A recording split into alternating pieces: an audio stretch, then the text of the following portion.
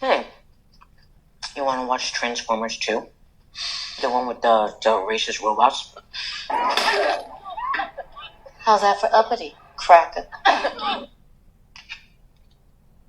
Most people, their brains grow till they're about 25, then stop forever. Mine doesn't. It regenerates constantly. Stab me in the heart, I die. Stab me in the brain, and the little fucking bitch grows back. Hey, are you okay? Uh-huh. So, hey. I have another flavor town for you. My pussy. Yes.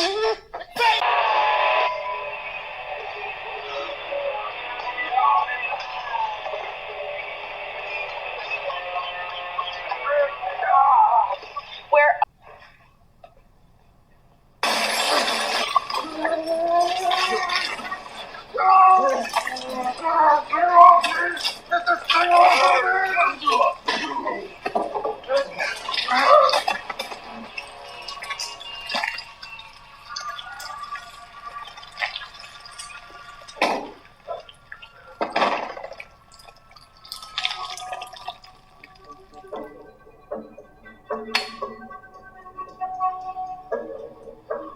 Was that? He's okay. That's his fucking neck.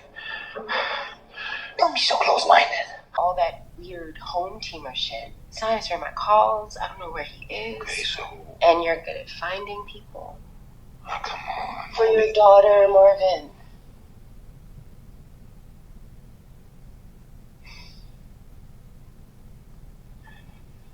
Well, I get what you saw in that guy. He was good to Janine. But he sure as shit wasn't a D.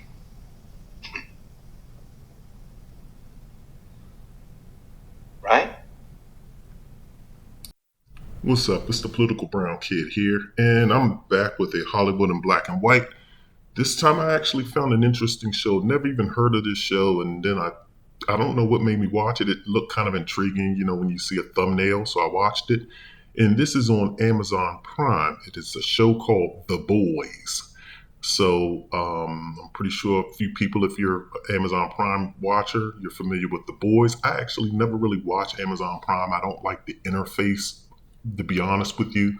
And to be honest with you, also the content really isn't good. I tried watching Rings of Power. That to me wasn't good. I tried watching The Wheel of Time. To me, that was horrible. They don't really make good content. So I pretty much stick with my regular cable and Netflix. So with that being said, I actually saw this show called The Boys, which is on Amazon Prime. It's an Amazon Prime original. And I do believe that they have a spinoff called V or Gen V or something like that. I haven't checked that out yet, but I'm just going to stick with this Boys for now. And to be honest with you, it is actually pretty entertaining. I think it's a very well done show, well directed. I think the writing for the most part is I'll say the writing and the plot and everything is good. It's just when you start getting into, once again, like I say, on all of my platforms, when you start watching these shows, the way they do Black people and the agenda that these shows have are very counterproductive to Black people and Black issues. And this show actually, to be honest with you, epitomizes liberal white racism. If you're not familiar with what a liberal white racist is, just look at Bill Maher. He's the poster child for liberal white racism. Liberal white racist, just to kind of give people a backstory before I dive into this show. And also, too, on this review, I'm going to be giving spoilers for this one because I have to. I have to talk in depth about some of the stuff that goes on this show. So there's going to be some spoilers on this. But when you look at Bill Maher, just talking about what a liberal white racist is, it is someone they think that they're so left that they have these very progressive views. Oh, I'm for, Black people do get mistreated. Black people do get mistreated. I want to see Black people excel and do well. I love feminism and I love this and I hate the Republican views. They think just because they're not a Republican that they're not, and that Republicans are just total racists. That's what liberals and Democrats believe. But as soon as you start saying to them, well, yeah, well, what about reparations? Then that's when the liberal shows its true colors and start saying, no, that's not my problem. That was my ancestors' issue. Why should I have to pay for that? That's unpopular. This is what Bill Maher says on his show. And that's a stupid idea. And then they start throwing around words like stupid and stuff like that. But as long as they're giving out everything to everyone, as long as, that boat, as Kamala and Barack would say, a rising tide lifts all boats, as long as they're giving away everything to everyone, these liberals don't have a problem.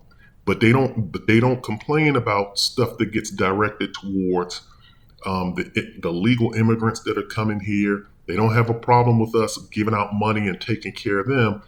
And when that money actually adds up to the money that they could have paid in reparations. But there's something about reparations and black issues that they just totally hate. And I'm telling you, and they always think that they know what black people's problems are, and they always want to push back and start determining what black people problem is and what black people need to do. And they think that they know the answer to that. I'm not trying to say that they can't speak on it, but they really don't. They're really not in the trenches, and they really can't empathize. They only point to certain blacks. And I'm kind of going in detail here what a white liberal racist is, because they'll cherry pick. When a black person says something on television, they'll always try to find one black that counters that point. Prime example, they'll just pull up Charles Barkley and say, well, Charles Barkley disagrees.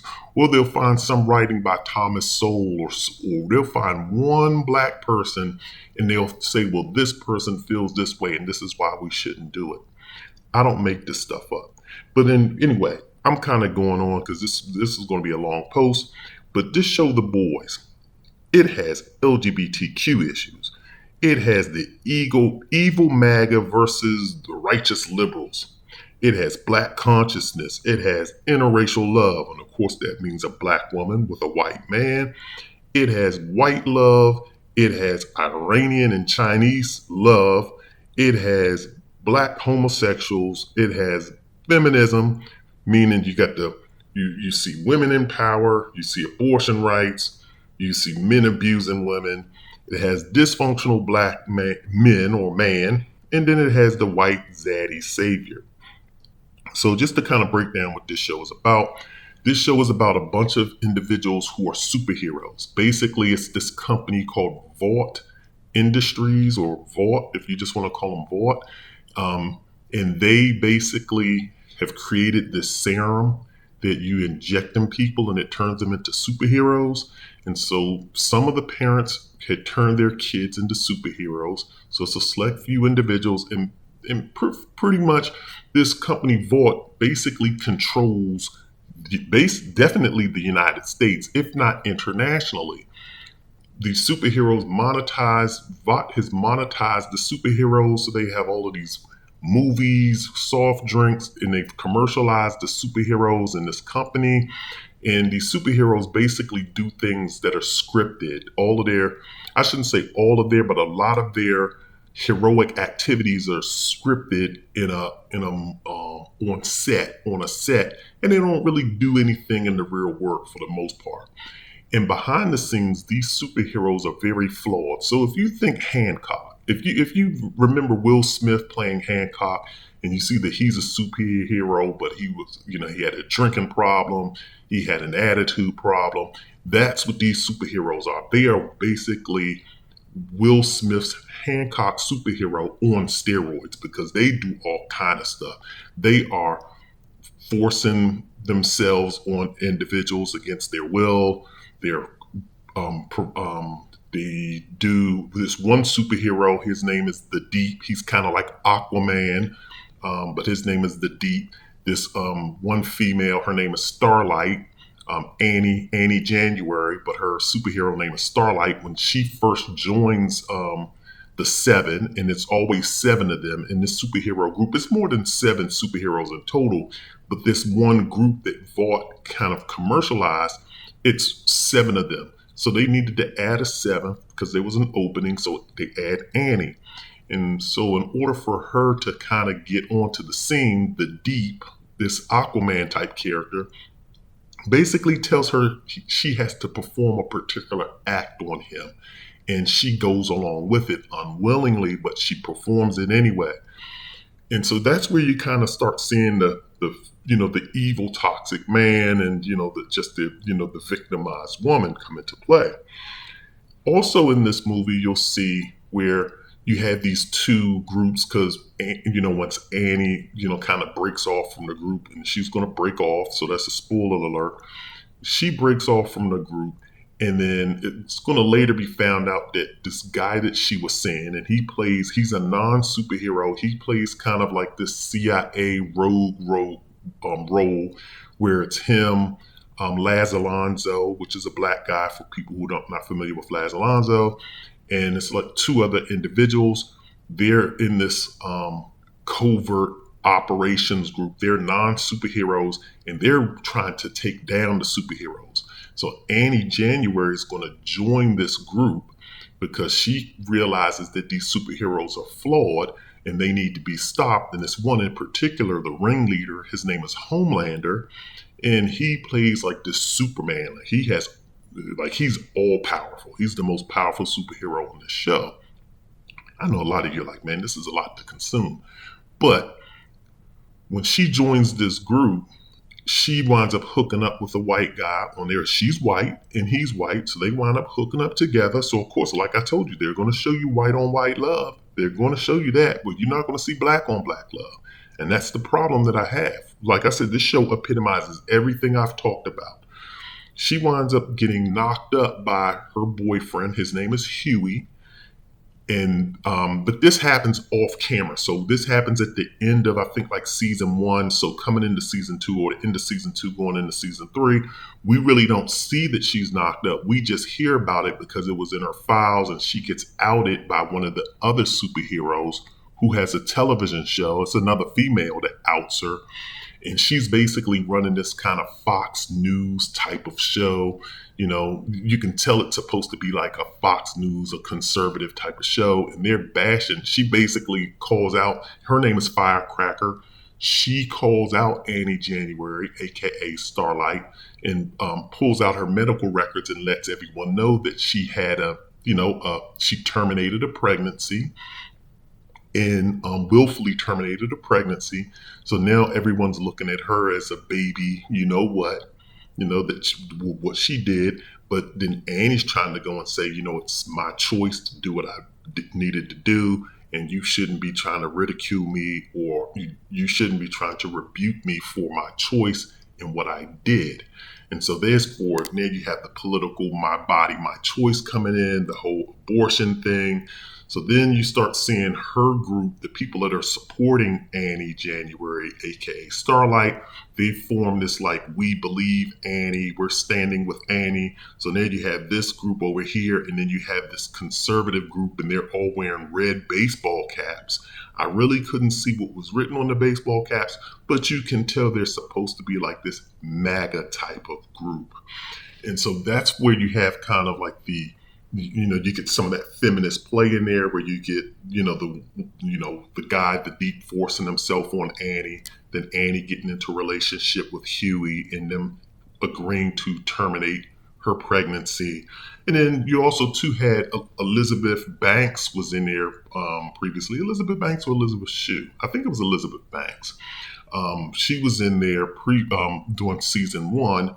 And she played the leader or the CEO of Vought Industries. And she's later replaced by another female. I forget her name. I don't know her name. But this other second female that comes into play is more of a puppet to Homelander. Homelander kind of is basically punking her. And she's very afraid of Homelander, you can tell. But Homelander is kind of the leader, but she's still placed in this leadership role. And like I say, too, you do see some female superheroes. No problem with the female superheroes, because that's not a problem. The problem that I had is when you start delving into the black characters. So you have 3 black characters that you're mainly going to see. You're going to see this black character. His name is Ebony Noir. I think it's Ebony Noir. I don't think it's Black Noir. I think it's Ebony Noir. And he, once again, like I tell you, they always have to mutilate a black character. When you look at if you ever watched Game of Thrones and you watched Grey Worm, he's castrated. They castrated him. When you watch other shows, it's always a crippled, like when you see the movie Life with, not the movie with Eddie Murphy and Martin Lawrence, but the other movie Life with Ryan Reynolds and so forth. You have a black astronaut that doesn't have any legs. He's crippled. His legs they look like two straws. They're very thin, frail legs. They've always want to cripple a black character. And in this one, Ebony Noir is a black superhero that can't speak. Apparently something has happened to his vocal cords. So it's always something that they have to do to a black character. But you have this one black character named Ebony Noir. Then you have another black character named A-Train. A-Train's specialty is he's super fast. He's the fastest man on the planet. He's kind of like the Flash. And then you have Laz Alonzo, he's a non-superhero. Once again, he's in this covert, I guess, what do you want to call it? Not resurgence, but, just this operative group that's trying to take down those superheroes. The problem that I have is this. Once again, like I already discussed, Ebony Noir, he has his hang up. He has his deficiency of, being mutilated and can't speak. He's going to ultimately get offed by Homelander because Homelander's going to find out that he basically betrayed him and kept a secret from him. And Homelander is just spiraling from season to season. He's spiraling more and more out of control. He's going to wind up offing Ebony Noir. They replace him with Ebony Noir 2. A-Train's character, he's always confronted with some kind of racial thing. And this is the thing that particularly white people just think that our world just revolves around racism. It's always something where he's in the hood, he's fighting, drugs in the hood, or someone's over policing. There was another superhero who's not a part of the Seven, but he's just a superhero, I guess, a part of another group. He goes into, I think, a neighborhood in New York or Philly, and he's over policing the people there. Ebony Noir is, his black consciousness, because we always have to have that black consciousness, right? They make us that way. And, he's just worried about this over policing thing. And so he's trying to get on this other superhero about that. But he doesn't really have any other, there's nothing deep about his character. They don't build into his character at all. That's the meat of his whole character for the entire 4 seasons that I've watched, is really just the little slight racial things that he has to put up with from his, colleagues. And, he's passionate about, certain things. He even changes his costume at one point in time to kind of like an African themed costume. And the white CEO is basically like, you need to go back to the other costume.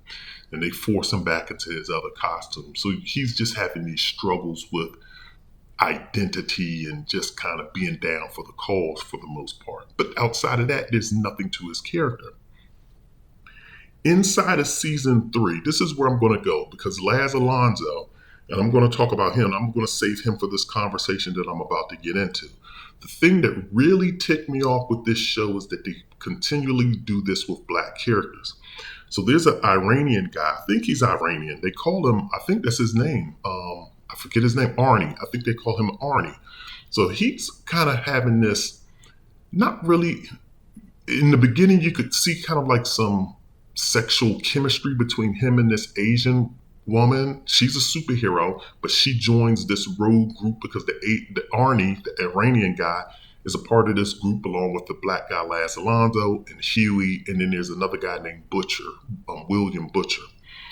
So the Iranian guy and this Asian girl, they're kind of have this love chemistry going on. They're really taking care of one another. You can see and feel the passion and love that these two have for one another. He, though, I guess he's bi, because he winds up hooking up with this black guy, not Laz Alonzo, but another black guy that appears in the show temporarily. He winds up having this black guy, and the black guy, of course, is the bottom. You can definitely tell that he's the femme in this relationship. And once again, like I said, the only time we're in shows they don't give us love interests, we're just these asexual characters or homosexual characters. And this time we're homosexual. So this guy plays the bottom, and the Iranian guy gets with him, and they kind of do their thing. And the Asian girl even kind of encourages it because she sees that he's torn between her and the black guy. So she, by the way, she cannot speak. She can speak, but she chooses not to because she was traumatized. She encourages him to go have this relationship with this black guy. But once that falls apart, he does come back to her by season 4, which is the final season that they're up to so far. He does come back to her, and they wind up hooking up and having a good relationship. At least that's the way they're building it towards, like they're going to get together and they're together. Now with Laz Alonzo's character, this is the thing that's very, very interesting to me. He's a macho dude. Him and the Butcher, William Butcher. If you watch the show, you'll see him and William Butcher are kind of like the muscular, athletic.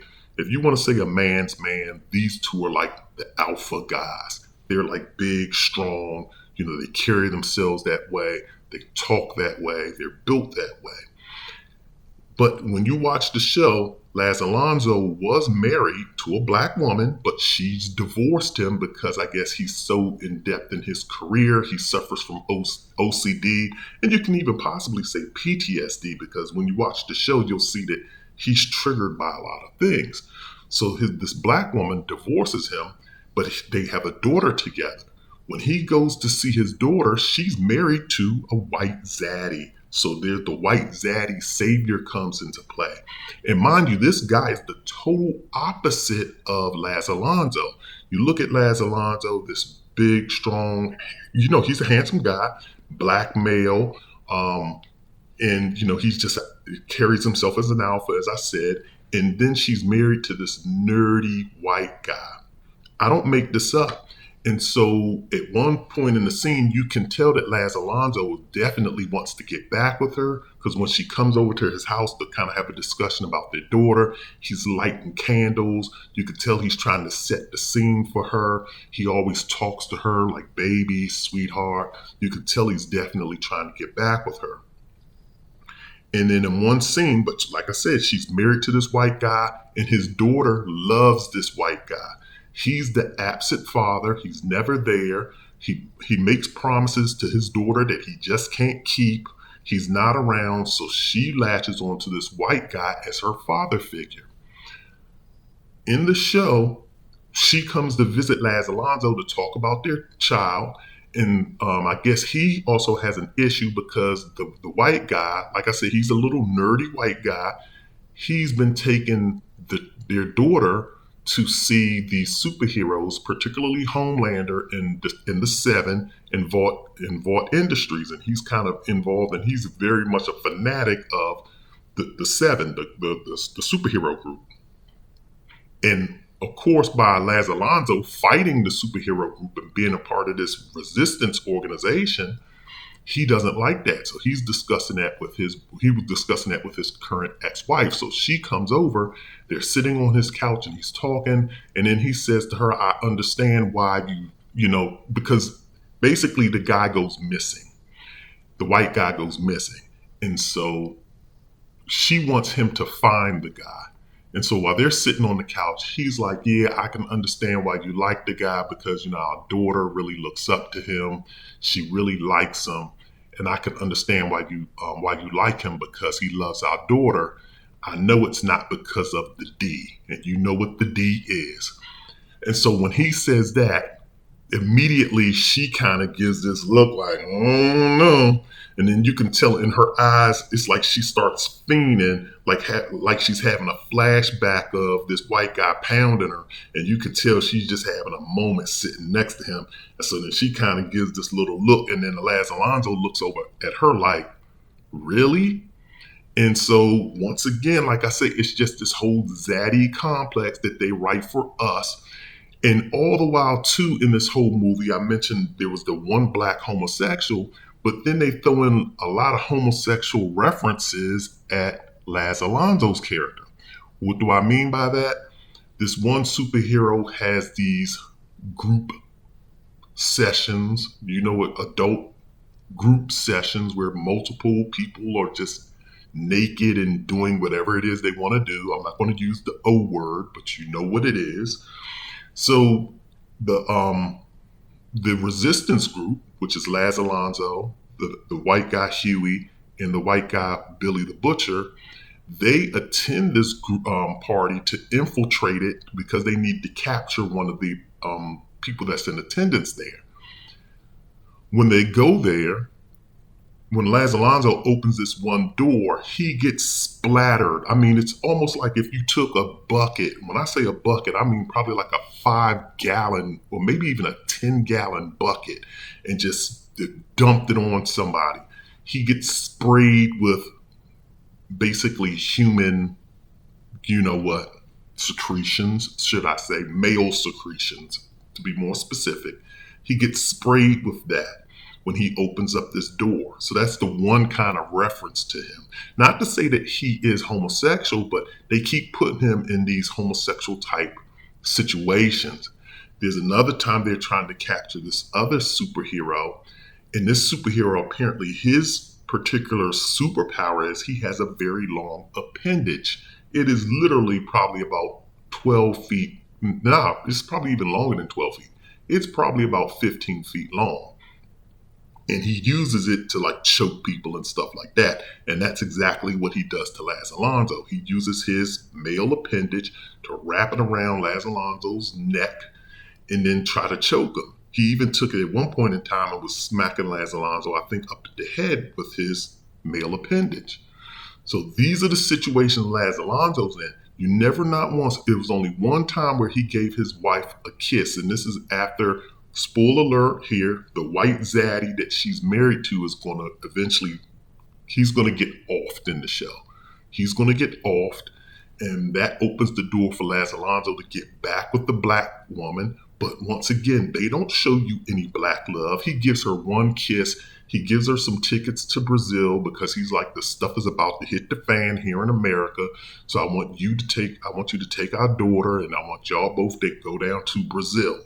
And she's like, why don't you come with us? He agrees to come with them, but then he stands them up. So once again, like I keep telling y'all, it's the black man is just dysfunctional. They don't show him in any type of love scenes and then the little love that they try to create between him and his wife is very BS because she just gave him a closed mouth kiss.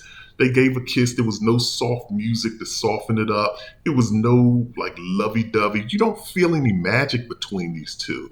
But it's amazing when they put white people together, you feel the magic. When they put Asian people together, you feel the magic. When they put white men with black women, you feel the magic. And that's also what I'm going to talk about here now as well. Because in season 3, you get introduced to a character named Sage. I forget her full name, but she's a black female and her name is Sage. And her superpower is she's very, very smart. She's the smartest person on planet Earth.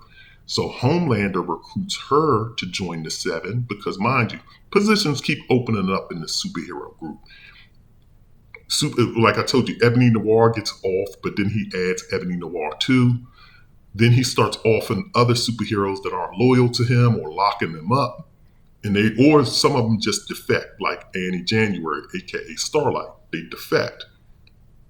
So he adds in Sage, and I forget her last name, her last part of her superhero name, but it's a black female, brown skin, nice locks, attractive black female.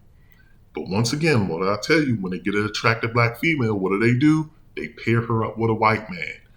This whole show, mind you, she's a part of the Seven. There's 2 other black characters in the group of the 7. So it's 2 black men and her. So they make up dang near 50% of the 7. What? 3 out of 7 is at least 40-something%, I think. So there's 3 black superheroes in this group of the 7. She doesn't talk to them very minimally. At one point when she first joins the 7, she sits down A-Train, the black guy, looks at her, and then she just kind of gives him a look like, don't speak to me, or, like you're beneath me. And so she sits down, and her whole agenda is, I'm here to please Homelander. And mind you, let me make this point with Homelander. Homelander being the most powerful superhero on Earth, representing, he wears a red, white, and blue cape.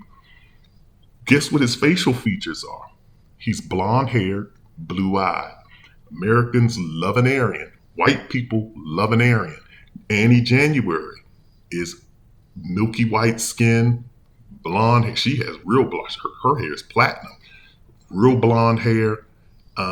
She may be brown eyed. I don't know what color her eyes are, but they love a blonde. That's the epitome of pure whiteness. But so here's this black woman named Sage. Her whole mission is to please Homelander, the white blonde Aryan. She doesn't even speak to the black character. She barely recognizes A-Chain or acknowledges A-Train and when she sits near him. And then the other black character, Ebony Noir, she really doesn't even speak to. But guess what she does later on in a later scene? Like I told you, this is probably episode 3. This is season 3, episode 1, or season 3, episode 2. What she does is she invites the Deep, another white guy. I told you, the Aquaman character. She invites him over to her house. She passed him a note first. I think she passed him a note like, meet me here. So, like I said, it's the black woman basically willing to be the white man's bed wench, willing to be the white man's, little gagger, little ghetto gagger. She passes him a note. They meet up at her place, and she's like, so she basically confides to him because you can tell she has like an attitude the whole show for the most part. And like I told you, when she sits down beside A-Train, she sits down like, I'm better than you. She just has this look like, I'm better than you when she sits near him. And she basically later states that her super smartness gives her, I think, like when people are very smart, they have this complex, like this superiority type complex. Basically, she's an a-hole. She knows that she's an a-hole. And she says the only way that she can get out of being an a-hole is for someone to basically stab her brain.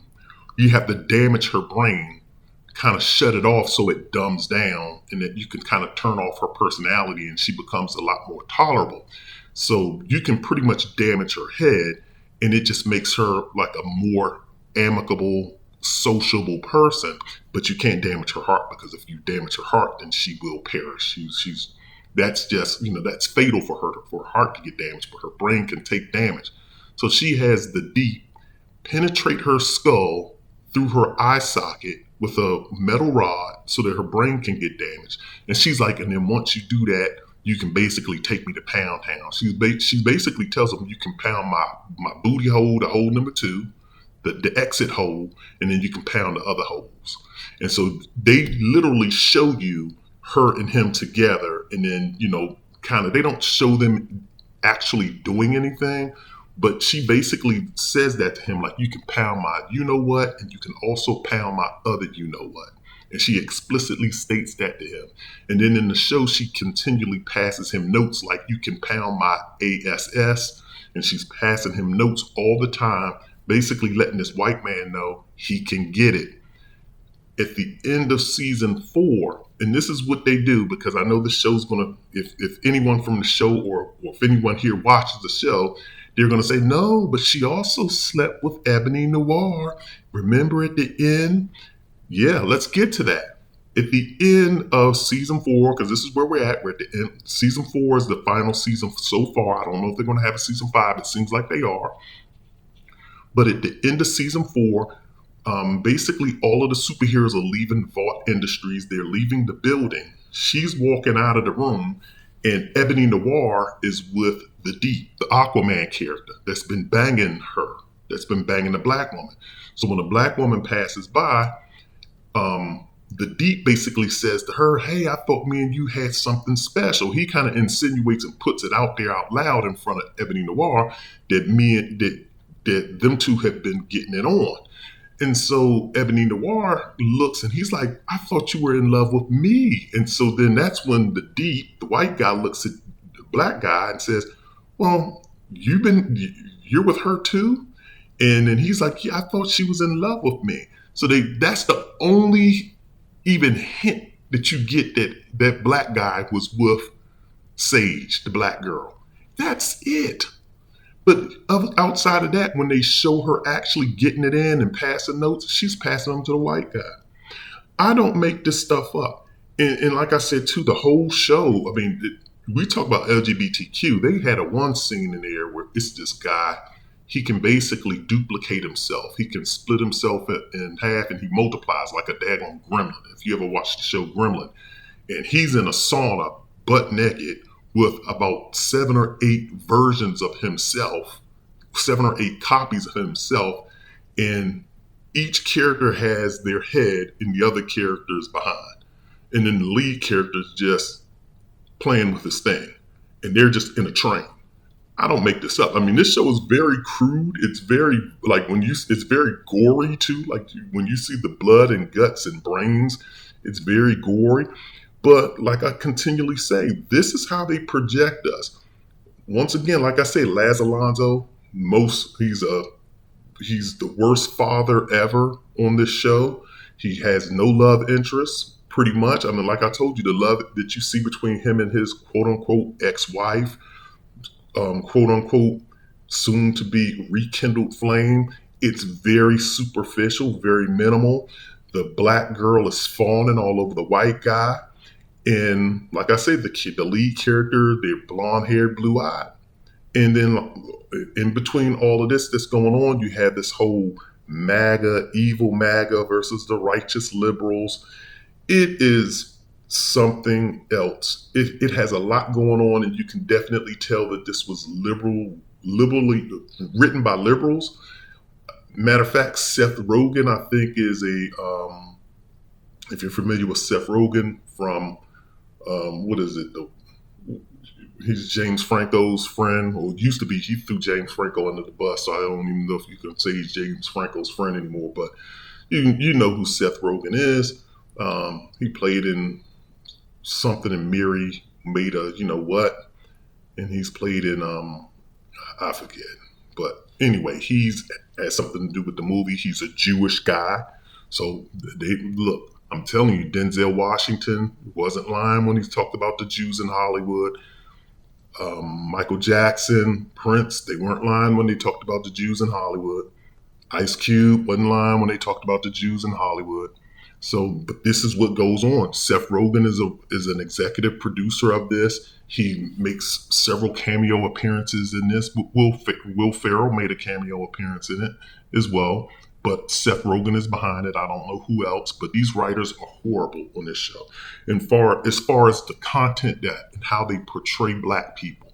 And they think they're portraying black people in a nice way. Hey, well, we made Laz Alonzo a right, he's fighting for good and justice and he's upholding. Look how you paint him, just like every other black guy that you paint in movies. He's a dysfunctional, he's a single dad. He's not even a good father. His wife left him and married a white man, and now she was and he was the only person responsible enough to raise this girl's daughter. Then you got the black girl just fiending for white penises from this superhero, the Deep, who's also having intercourse with octopuses and all kind of other animals in the show. It's crazy. So this is just my take on The Boys. I know this was pretty long, and you're probably like, I really need to see this show, and I definitely think that you do, because it's just kind of a lot to explain. But if you look at it from the lens that I just painted and how they paint us and portray us, I know a lot of y'all don't see it because y'all just watch television just to be entertained and have fun. But to me, there's nothing fun about this. It's entertaining. I'm not going to lie. I was entertained.